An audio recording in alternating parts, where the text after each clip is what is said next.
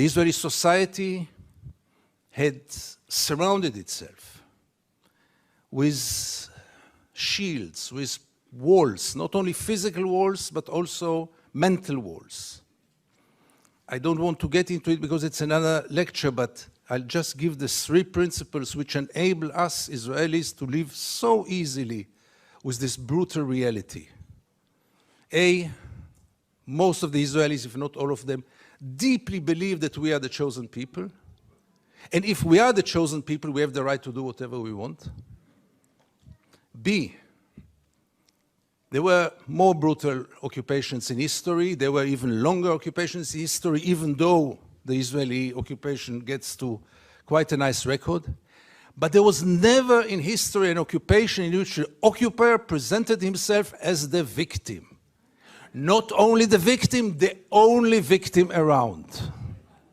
This also enables any Israeli to live in peace because we are the victims. The other day, Professor Falk spoke about this dual strategy of Israel of being a victim on one hand and manipulating on the other hand. After what happened in Paris and in Copenhagen with the terror attacks, Benjamin Netanyahu came with the notion all the Jews must come to Israel. It's the safest place for the Jews in the world. It's a shelter for the Jews in the world. Which is wrong, because Israel is today the most dangerous place on earth for Jews, but let's put it aside. It was only 24 hours later when he said Israel is an existential threat under the Iranian bomb. And I asked myself, how can you dare call Jews to come and to join this suicidal project when the Iranians are going to bomb us?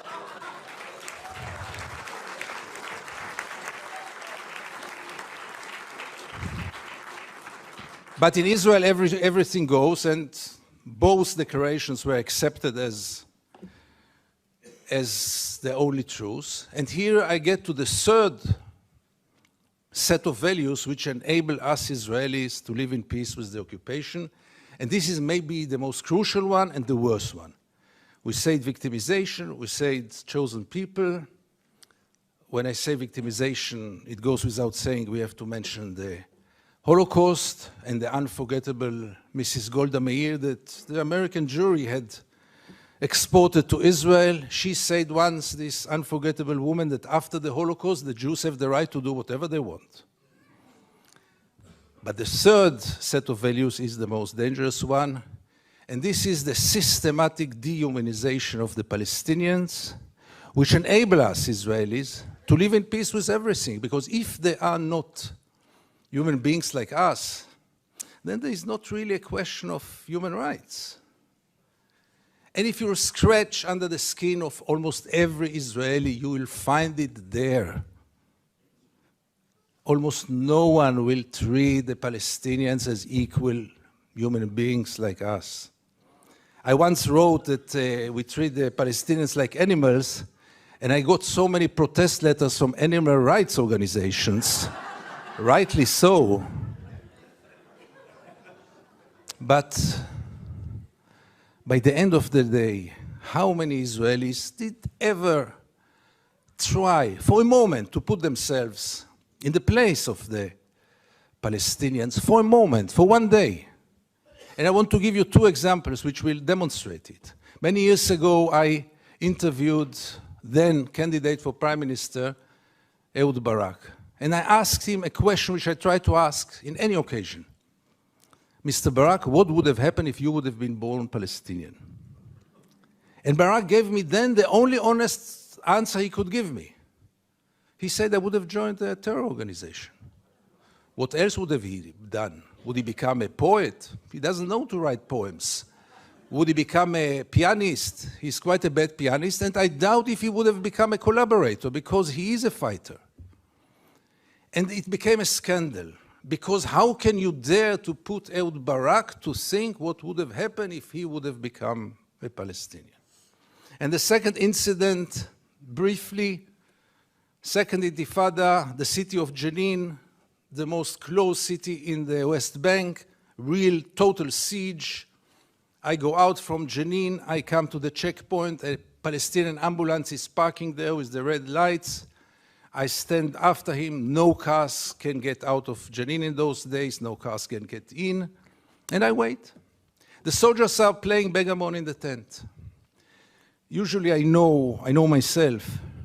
It's better that I don't get into a confrontation with the soldiers because it always ends up very badly. So I stayed in the car. But after 40 minutes, I couldn't take it. And I went out to the car, from the car. I went first to the Palestinian ambulance driver and I asked him, what's going on? He told me that's the routine. They let me wait 1 hour until they come and check the ambulance. And I couldn't take it anymore. And I went to the soldiers. It became a confrontation. But the question that I asked them, which really brought them to direct their weapons toward me, was one. What would have happened if your father would have been lying in this ambulance? This freaked them out. They lost control. How can I dare to compare between their father and the Palestinian in the ambulance?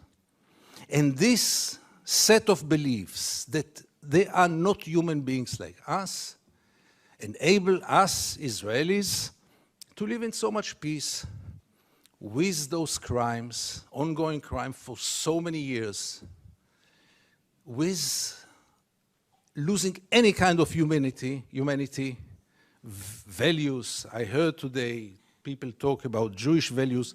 I must be frank with you, I don't know what are Jewish values. I know what are universal values. Let's not get into it, really.